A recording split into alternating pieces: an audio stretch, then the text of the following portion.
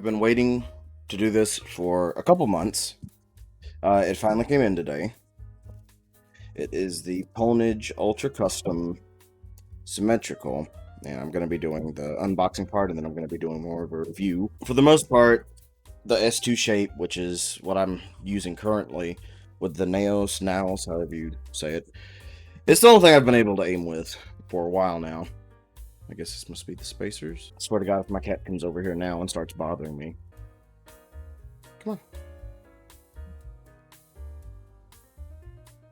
Got the mouse, got the cable, got the extra back plate, got the extender, some extra feet. Is the dongle like in it? I'm actually not sure. I'm assuming it is. This cat is so noisy just sitting here the entire time. It's pretty similar. It feels a little bit bigger in the hand. I don't know if I'd call it one-to-one. There's probably slight differences, but I just needed to be close enough for the most part.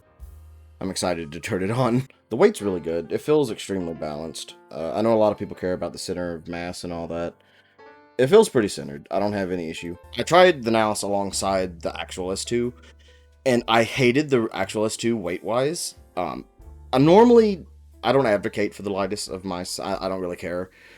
But the difference between the NAOS and the Zowie was pretty noticeable. And I'm recovering from a wrist injury, so...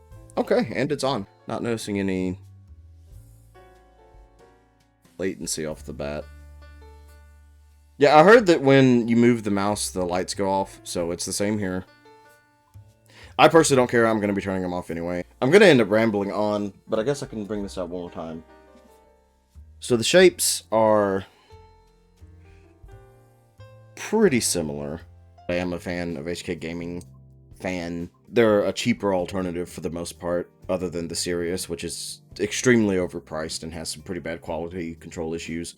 But my problem with all the HK Gaming mice is their cables are terrible, and it's ridiculous how hard they wrap them. They don't need to wrap them that hard, and every single HK Gaming mouse I've tried, other than the Sirius, surprisingly, has had crimps and crinks all throughout the cable, which is the main reason I'm happy to get this. This cord, it's thicker than most paracords, but I prefer that because I don't care. Like, at the end of the day, I just need it malleable enough to not slap against the desk like a Zowie cable. With the way Zowie does shapes, they're so good that if the cord really bothers you, then you're focused on the wrong thing. You can bend them, straighten them out, and put them in a bungee, or this is all you need.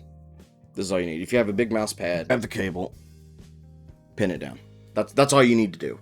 Like, this will get cords out of your way a good 90% of the time. There are some that it doesn't work quite that well with. I don't focus as much on cord. It's obviously really important to a lot of people, but at the end of the day, shape and sensor placement are king.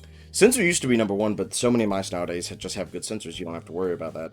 Sensor placement is a pretty big deal as it affects the arc of your swipes, and if it's too high or too low, it won't track where you're intending to aim. It'll track either above or below that, and you'll never quite be as accurate as you should be. This tends to be most noticed for wrist aimers, as you tend to be flicking in arcs. With arm aiming, you won't be noticing pivoting when flicking your mouse as much. The better you are in your respective game, the more you'll also notice this, because you'll understand where your shot should be landing. So if you don't play FPS games competitively, or you're just a casual FPS player, sensor placement probably isn't that big of an issue for you. But initial impressions, great build quality. I'm noticing no issues with the clicks, like right off the bat. They all feel good. They're pretty firm. The side buttons are good placement, easy to press. I'm not going to be like struggling to reach all the way up. This is really an upgrade, and I'm hoping that this beats the NAOS and the regular S2 in every way possible. That'll be all for now.